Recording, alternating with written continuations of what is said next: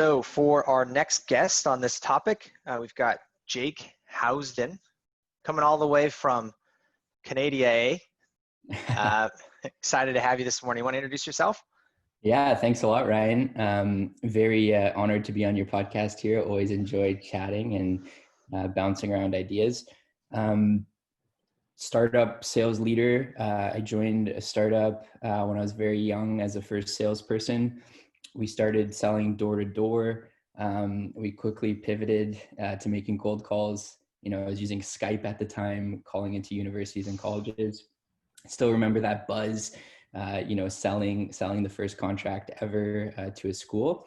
And that's really where I cut my teeth in B2B SaaS.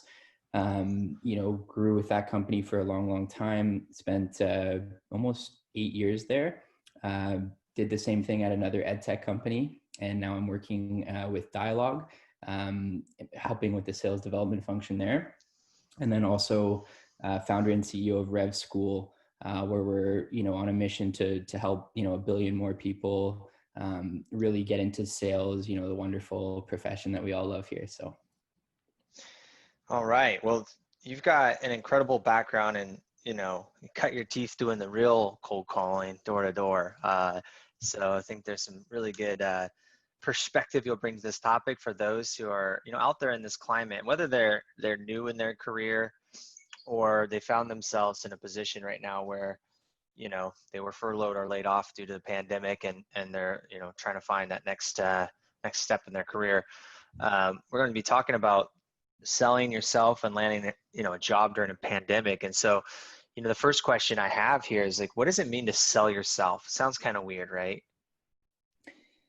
for sure. Yeah. I mean, and in sales, like we all draw those analogies and we say, well, you've got to sell yourself the same way you've got to sell, the value of what you're doing and things like that. My perspective on this one might be a little bit different. Like, I think it's less about selling yourself and it's more about, capturing attention essentially and interrupting the pattern. Because I think what's happening now is that there's so many job applications and a lot of people are just taking the traditional routes in terms of applying. So whether it's, resume or just, going on the website, the application, tracking system. And, if you've ever been on the receiving end of one of those things, at a company that's say mildly popular to work at, and let's say now when everyone's furloughed at home, out of work, right? Just imagine how many are coming in.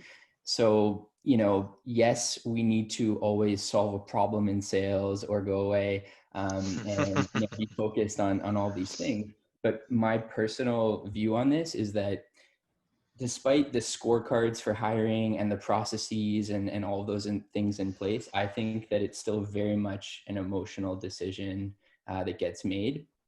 And I think that,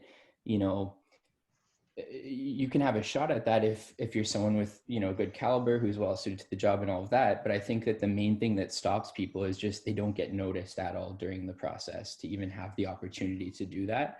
So, it's a bit like, you could cold call into the abyss and you might not have a lot of conversations, right? So that same kind of mindset could send out a lot of applications. You might not get that many interviews or real conversations. So like my tips to people on that would be, how do you get that ever increasingly scarce attention?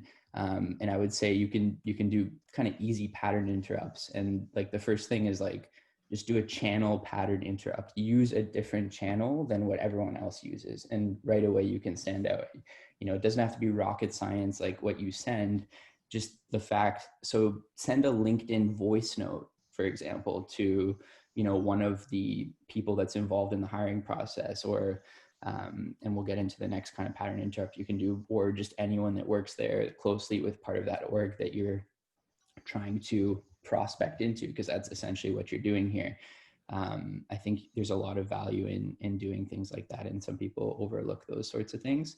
I know certainly it's helped people stand out when they've, wanted to get my attention for sure.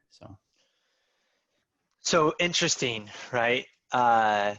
Selling yourself is not like, hey, I've got this bundled package in the beginning, right? It's like sales development is I've got to go out there and prospect, right? And so right now if you were selling yourself or you're representing a commodity, if you will, unfortunately, if you're in sales, you might be seen as a commodity for these organizations, especially the better organizations that you may want to get into at this time, right? The ones that might still have their lights on in 6 months, 12 months, 18 months. Totally.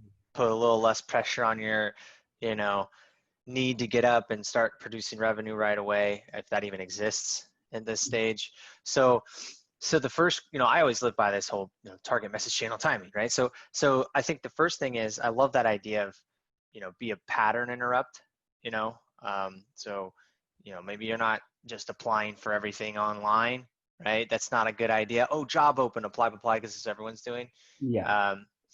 So how do I find those jobs though, right? Like, how do I get out there if it starts with Target and seems like everyone is a commodity now in terms of they're a salesperson looking for a job.